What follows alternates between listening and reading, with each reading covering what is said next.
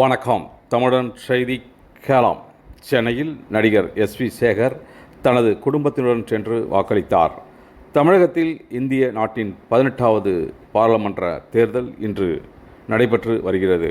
வாக்காளர்கள் காலை முதலே வாக்களித்து வருகின்றன.